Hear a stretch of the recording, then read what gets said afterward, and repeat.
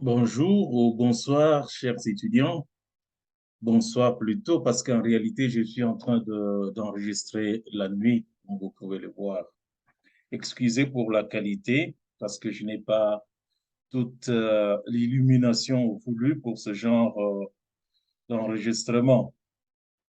Je voudrais rapidement parcourir avec vous notre cours de communication et management. En réalité, c'est un séminaire. Et le propre d'un séminaire, c'est d'approfondir un aspect d'une matière. On aurait pu, par exemple, parler seulement du leadership, mais j'ai voulu que ce soit une sorte de promenade dans dans le grand ensemble, disons comme ça, du rapport entre management et communication. Et je vous ai envoyé le support où vous voyez qu'il y a vraiment de la matière. C'est pour la vie. On étudie pour la vie. Essayez d'en profiter au maximum en approfondissement l'un ou l'autre aspect de ce que vous trouvez dans ce grand syllabus-là. Je vais parcourir avec vous les syllabus que je vous avais par ailleurs envoyés et nous allons focaliser sur certains aspects. Donc, ce n'est pas tout qui nous intéresse.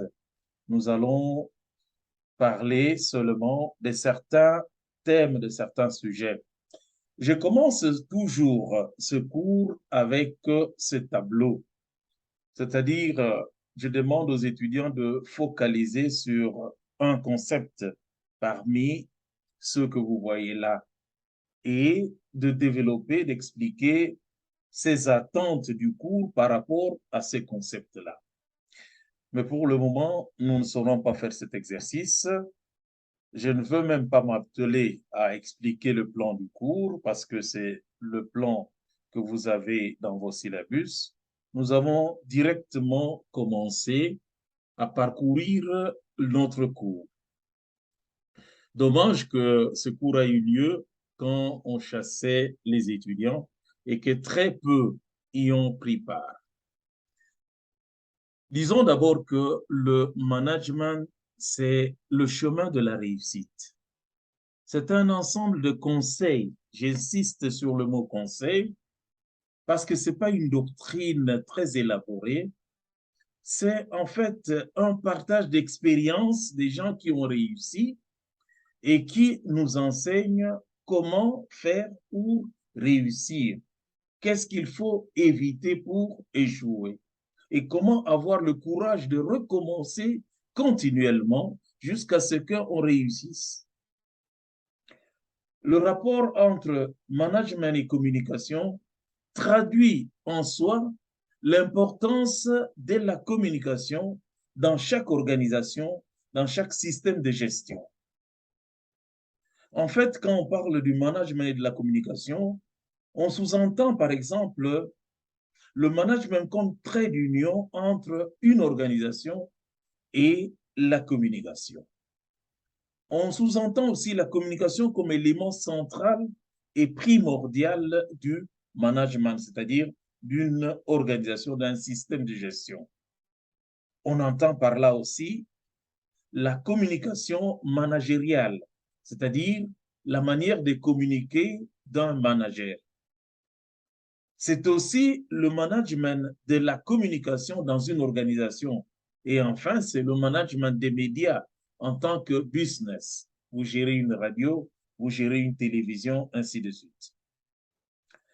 Le contenu du cours, c'est un peu ça. D'abord, quelques généralités sur le management, la relation entre management stratégique d'une organisation et communication, la gestion d'une équipe de communication, la communication managériale, le management de la communication, enfin la gestion financière des entreprises de médias. C'est normalement ça les cours, mais vous verrez que nous n'allons pas tout parcourir. Qu'est-ce que nous visons? Quels sont les acquis? À quoi voulons-nous arriver? Nous voulons qu'à la fin de ce cours, l'étudiant puisse connaître les bases du management qui s'appliquent aussi dans le domaine de la communication des organisations. Que l'étudiant puisse savoir identifier les principes de la gestion d'une équipe de la communication, les modalités de gestion d'un projet complexe et les principes et critères de la gestion financière dans le domaine de la communication. Nous voulons aussi que l'étudiant sache comprendre comment la communication peut soutenir la stratégie d'une organisation. Nous voulons que l'étudiant apprenne à mieux se connaître soi-même pour être un manager efficace et motivant. Comment travailler avec les autres? Comment travailler avec le patron? Comment intégrer le travail? Comment faire comprendre au chef le travail de communication? L'intégration et la mise en œuvre des travaux de bureau de presse. Voilà un peu ce que nous voulons que vous puissiez apprendre avec ce cours. Tout de suite, ouvrons la page des conseils, sans attendre. Quelles sont les qualités d'un bon dirigeant? Vous avez une liste, peut-être pas très exhaustive. Un bon dirigeant doit avoir de l'autorité, il doit avoir la prudence. J'insiste sur la prudence, vous verrez que la prudence, c'est la première vertu d'un bon manager. Il doit avoir la clarté des objectifs, la présentation. Ici, la présentation, c'est aussi la présentation physique. Il doit avoir une bonne capacité d'écoute. Il doit connaître l'institution. Il doit être patient. Il doit connaître ceux qui travaillent pour lui. Nous verrons plus tard qu'un bon manager doit dédier un tiers de son temps aux personnes, un tiers de son temps aux décisions et un tiers de son temps à l'innovation. Donc, connaître ceux qui travaillent pour lui, c'est important. Et soit dit en passant, aujourd'hui, le management pointe beaucoup, focalise sur la qualité des relations. Parce que lorsque les personnes sont bien gérées, ils peuvent aussi alors être beaucoup plus productives, rendre mieux. Or, le management pointe sur les résultats. On veut avoir les résultats, produire. Et pour produire, il faut que les gens se sentent à l'aise. Il faut créer la cohésion de l'équipe. Il faut savoir vraiment rencontrer la personne en tant que personne, valoriser chaque personne dans sa dignité, encourager chaque personne et booster ses capacités, ses talents. Un bon dirigeant doit avoir aussi le leadership, la capacité d'organisation. Il doit être humble, l'humilité. L'humilité, c'est très important. La disponibilité, le dynamisme, la capacité de communiquer, c'est central. La ponctualité, et il doit, pour deviner les événements futurs, avoir le sens de la vision, la capacité de contrôler, il doit avoir la discrétion, il doit être honnête, une vertu que nous ne contemplons pas souvent dans notre pays. Et puis, il doit aussi comprendre, avoir la capacité de comprendre, la capacité de s'engager. Et puis, l'affirmation de soi, la capacité de déléguer. On ne peut pas tout faire. On peut laisser faire aux autres. Et il doit savoir gérer le temps. Ça, c'est le dirigeant. Maintenant, le communicateur. Quelles sont ses qualités? Qu'est-ce qu'on attend de lui? D'abord, la capacité de persuader, la clarté, la capacité de résumer, la synthèse, la capacité d'analyser, et puis l'objectivité, l'attention. Il ne doit pas être évasif, dispersif, superficiel. Il doit être proactif. La proactivité, c'est augmenter la quantité en maintenant la qualité. Il doit être capable de comprendre le contexte. Comprendre le contexte. Quand nous avons étudié le projet, nous avons dit que c'est la première chose. Savoir où on met les pieds. Comprendre le contexte. Il doit avoir la tempérance. Et puis être pertinent. Hein? La pertinence, c'est très important. Et ça se remarque dans la manière de parler, ça se remarque dans la manière de réfléchir. Et puis la sincérité, la curiosité, il doit éviter d'être protagoniste, il doit avoir une certaine rapidité dans l'exécution, ce que nous appelons aussi la tempestivité, et puis la capacité d'improviser. Quelques rappels des notions de base du management. D'abord, quelques exigences. Au niveau technique, il faut savoir bien écrire, prendre soin des détails. Au niveau professionnel, la capacité à organiser les bureaux de presse, à organiser les personnes qui travaillent à l'intérieur, à faire du travail de qualité, à fournir un travail de qualité et être professionnel. Au niveau de la gestion, ceci concerne non seulement la capacité à organiser son travail, non seulement celui des autres, mais aussi à intégrer le travail du service de presse dans le travail de l'institution en général. C'est la capacité à travailler avec les managers, à intégrer leur travail dans la gestion de l'ensemble.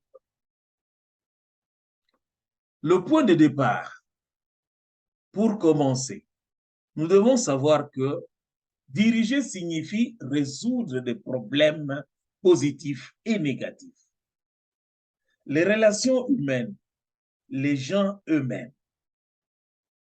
En management, les problèmes sont normaux.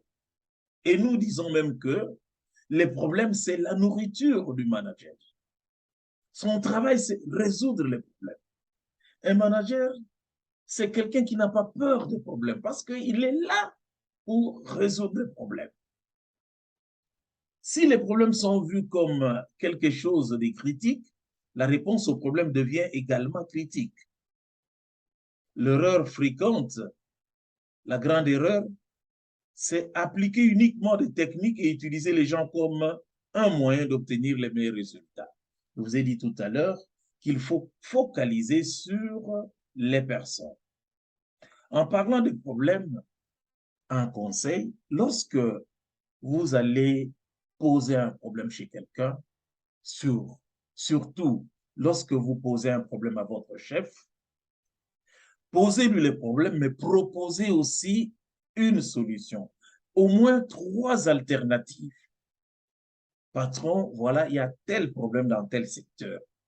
Mais je pense que pour le résoudre, nous pouvons procéder de cette façon. Si ce n'est pas ça, on peut faire ceci. Si ce n'est pas ceci, on peut faire cela.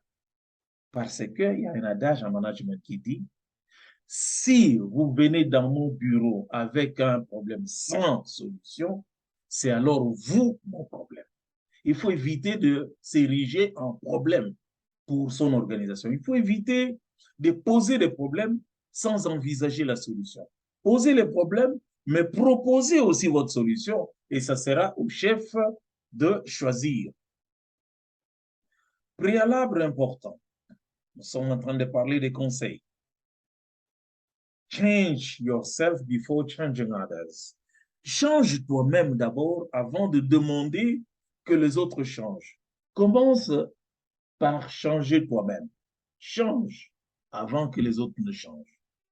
Et comme je vous disais tout à l'heure, si tu entres dans mon bureau avec un problème sans m'en proposer une solution, c'est alors toi le véritable problème.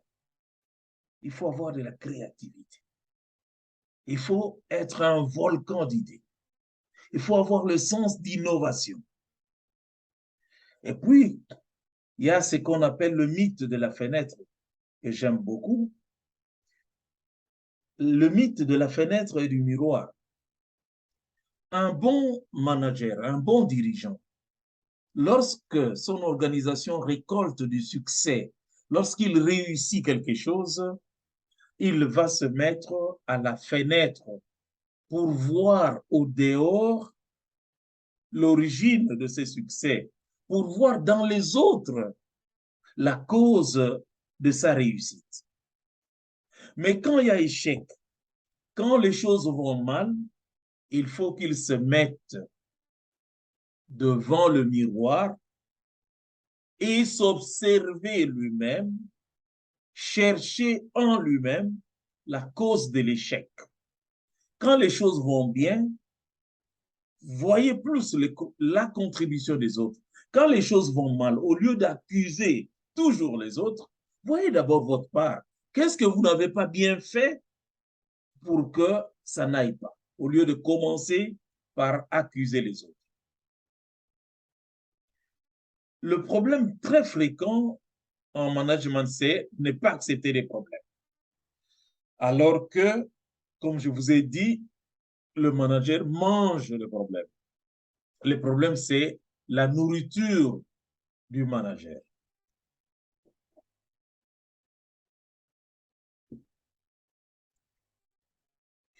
Ne pas savoir trouver la cause des problèmes, ça, c'est un vrai problème parce que vous n'allez jamais trouver la solution.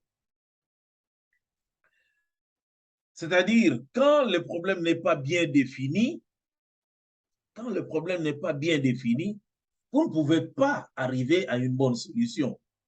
Il faut toujours s'arrêter à comprendre très bien le problème qu'il y a. Il faut bien définir le problème.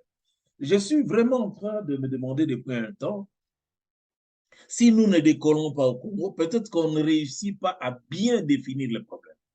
Imaginez seulement le fait que notre pays est le premier pays africain en richesse, richesse potentielle comme on dit. Notre pays au niveau du monde résorbe plus de 80% de réserves mondiales de tout ce que vous pouvez imaginer comme richesse. Mais pourquoi nous sommes à ce stade? Il faut comprendre quel est le problème. Il faut bien définir les problèmes pour bien envisager des solutions. Si on ne définit pas, si on ne comprend pas quel est le problème, on n'arrivera jamais à une solution.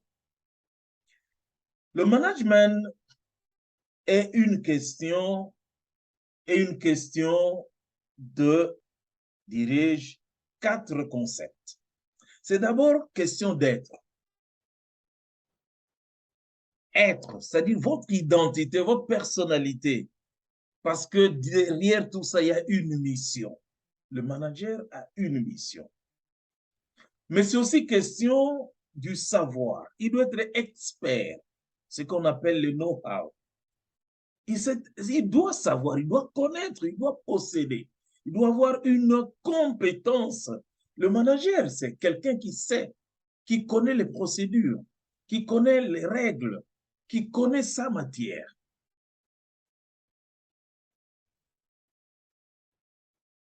Et puis,